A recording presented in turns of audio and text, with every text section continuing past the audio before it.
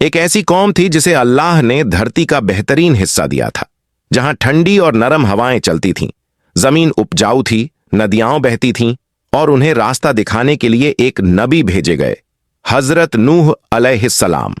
अब जरा सोचिए, न 10 साल, न 50 साल, बल्कि पूरे 950 साल तक एक ही इंसान, एक ही संदेश उसी कौम को समझाता रहा। संदेश बिल्कुल साफ था, सिर्फ अल्लाह की इबादत करो वरना अंजाम अच्छा नहीं होगा। लेकिन जवाब क्या मिला? मजाक उड़ाया गया, ताने मारे गए और खुली दुश्मनी दिखाई गई। लोग कहने लगे, नूह यहां से चले जाओ, हम किसी अल्लाह को नहीं मानते। फिर एक दिन सब कुछ बदल गया। आसमान से पानी बरसने लगा, जमीन से छुपे हुए सोते फूट पड़े और हर तरफ पानी ही पानी फैल गया। कौम नूह हजरत आदम अलैहिस्सलाम के बाद इंसानी इतिहास की सबसे पुरानी कौमों में से एक थी। ज्यादातर रिवायतों के मुताबिक ये लोग बाबुल के आसपास रहते थे, जो आज का इराक माना जाता है।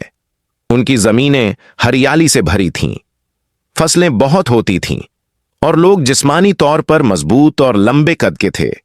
लेकिन इतनी नेमतों के बावजूद उन्होंने हक को मानने से इनकार कर दिया और फिर इतिहास ने उनका अंजाम दर्ज कर लिया। ये लोग कदकाठी में पहाड़ों जैसे मजबूत थे, उनके शरीर आज के इंसानों से कहीं ज्यादा ताकतवर थे। लेकिन फिर धीरे धीरे एक नई सोच ने जन्म लिया। शिर्क की शुरुआत होने लगी। कौम नूह के पास हर तरह की नेमतें थीं, मगर सबसे बड़ी नेमत तौहीद वो भूलते चले गए। रिवायतों में आता है कि शुरुआत में वे कुछ नेक लोगों को याद किया करते थे। लोगों ने सोचा उनकी याद जिंदा रखने के लिए तस्वीरें बना लेते हैं। फिर तस्वीरों से लगाव बढ़ा, लगाव से झुकना शुरू हुआ और झुकने से धीरे धीरे इबादत का रास्ता बदल गया। लोग कहने लगे, ए हमारे माबूद, हमारी मुश्किलें आसान कर दो, हमारी जिंदगी में सुकून दे दो। कुरान बताता है कि उन्होंने एक दूसरे से कहा, अपने माबूदों को मत छोड़ना, वद को, सुबह को, यगूस को, यूक को और नस्र को। ये सब अब सिर्फ पत्थर की मूर्तियां थीं, लेकिन उनके दिल पत्थरों से भी ज्यादा सख्त हो चुके थे। हर इंसान कहने लगा, मेरा माबूद बेहतर है, और यहीं से गुमराही पूरी तरह फैल गई। लोग आपस में कहते थे, बेकार की बातें मत करो, मेरा मानना सबसे बेहतर है। इसी कौम से जुड़ी कुछ पुरानी रिवायतों में एक और अजीब शख्सियत का जिक्र मिलता है, ओज बिन अनूक। इसका उल्लेख कुरान में नहीं मिलता, बल्कि सिर्फ कुछ कदीम रिवायतों में आता है। कहा जाता है कि वह बेहद लंबे कद का और बहुत ताकतवर इंसान था।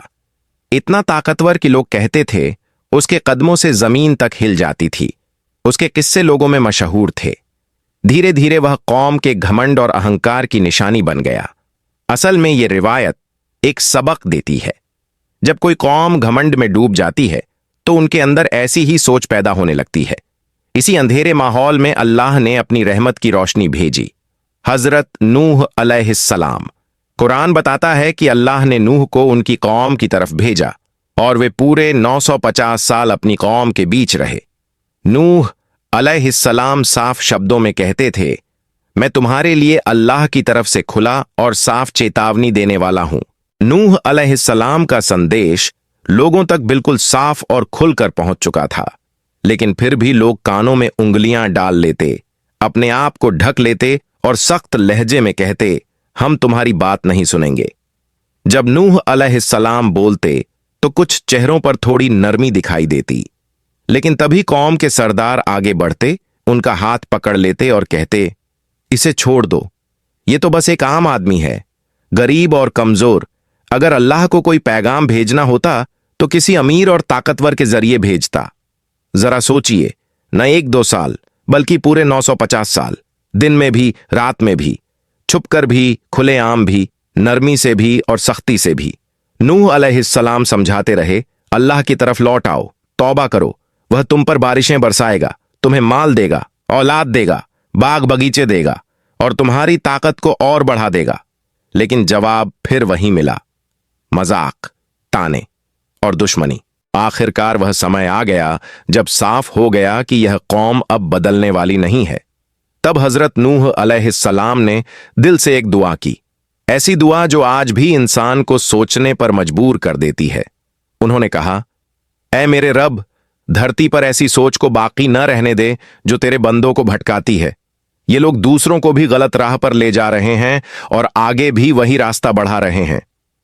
इसके बाद अल्लाह का हुक्म आया, हमारी निगरानी में एक कश्ती तैयार करो और जालिमों के बारे में मुझसे और बात मत करना। हजरत नूह अलैहिस्सलाम तुरंत काम में लग गए। वह कश्ती बनाना शुरू कर देते हैं। जब कौम के सरदार वहां से गुजरते तो हंसते हुए कहते, रेगिस्तान में कश्ती बना रहे हो? पानी कहां से आएगा? क्या होश खो बैठे हो?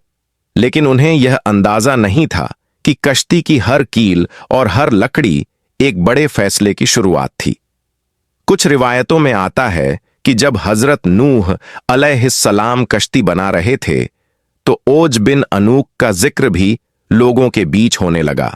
कभी कभी वह उनके पास आ जाता था।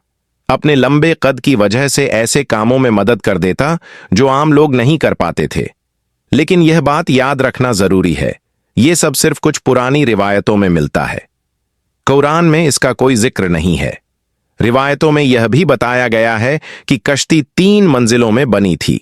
पहली मंजिल जानवरों के लिए, दूसरी मंजिल इंसानों के लिए और तीसरी मंजिल परिंदों और जरूरी सामान के लिए थी।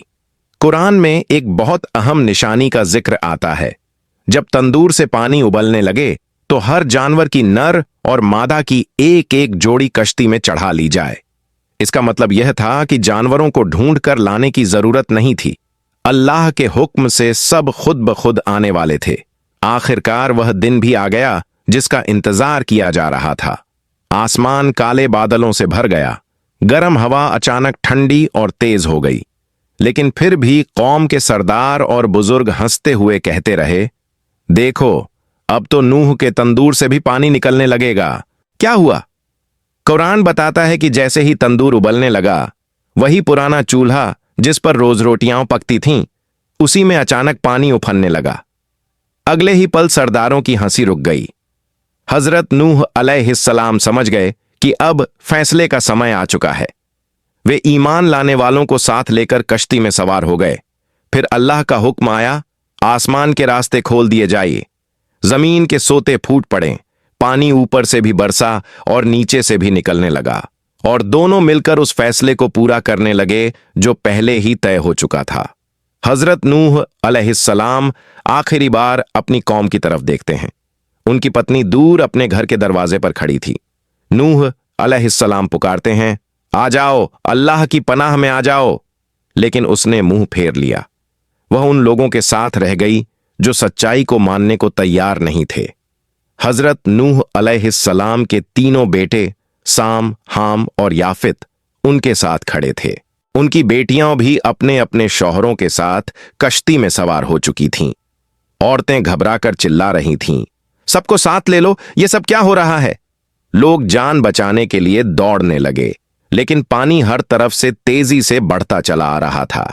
कोई जोर से पुकार उठा, नूह सच कह रहे थे, फैसला आ चुका है, हम बर्बाद हो गए। जमीन हिल रही थी। चारों ओर से पानी उबलकर आगे बढ़ रहा था। जो मर्द खुद को बहुत ताकतवर समझते थे, आज उनके पांव भी कांप रहे थे। लोग कश्ती की तरफ भागते हुए चिल्लाने लगे, हमें भी साथ ले चलो। लेकिन अब बहुत देर हो चुकी थी। अल्लाह के हुक्म से कश्ती के दरवाजे बंद हो चुके थे। पानी ऊंची ऊंची लहरों में बदल गया। उन्हीं लहरों के बीच हजरत नूह अलैहिस्सलाम की नजर अपने बेटे पर पड़ी। उन्होंने दिल से पुकारा, है मेरे बेटे, हमारे साथ कश्ती में आ जाओ। उसने जवाब दिया, मैं पहाड़ पर चढ़कर बच जाऊंगा। उसने कहा। हजरत नूह अलैहिस्सलाम बोले, आज अल्लाह की पकड़ से कोई नहीं बच सकता। और तभी एक विशाल लहर उनके सामने आ गई। उनका बेटा भी उन लोगों में शामिल हो गया जो डूब गए। सिर्फ तूफान गरज रहा था। आसमान काले बादलों से ढक गया। हवा इतनी तेज थी कि लोग डर कर रो उठते। तूफानी लहरें कश्ती की दीवारों से टकराती और हर टक्कर पर कश्ती पूरी तरह हिल जाती। अंदर हजरत नूह अलैहिस्सलाम दुआ में झुके हुए थे। बाहर चीखों और शोर का सैलाब था। दिन और रात एक हो गए। सिर्फ बिजली की चमक ही रोशनी देती थी। पानी इतना बढ़ गया कि पहाड़ सिर्फ अपनी चोटियों तक दिखाई देते थे। सिर्फ कश्ती पानी पर तैर रही थी। तूफान लगातार गरजता रहा। दिन और रात जैसे एक हो गए। कश्ती ऊंची ऊंची लहरों के बीच तैरती रही और फिर अल्लाह का हुक्म आया, ए जमीन अपना पानी समेट ले, ए आसमान रुक जा। पानी उतर गया। जमीन की उपजाऊ मिट्टी फिर दिखाई देने लगी। धीरे धीरे जमीन फिर दिखाई देने लगी। कश्ती जूड़ी नाम के पहाड़ पर टिक गई। हजरत नूह अलैहिस्सलाम तुरंत सजदे में गिर पड़े। उनके चारों ओर केवल वही लोग बचे थे, साम, हाम और याफित, उनकी बेटियां और उनके शौहर और कुछ सच्चे मोमिन। यहीं से नए दौर की शुरुआत हुई। कौमे नूह सोचती थी, हम ताकतवर हैं, हमारे पास माल है, हम बच ही जाएंगे। लेकिन जब अल्लाह का हुक्म आया तो न माल काम आया और न बुत। आज भी हमें इसका सबक मिलता है, किसी की ताकत, दौलत या लोगों की राय अल्लाह के फैसले के सामने कुछ नहीं। हमें याद रखना चाहिए, तौहीद, नमाज, तौबा, कुरान और सुन्नत ही हमारी सच्ची सुरक्षा है। आप कमेंट में लिखिए आपको इस वाक़े से क्या सबक मिला और चैनल को सब्सक्राइब करना मत भूलिए।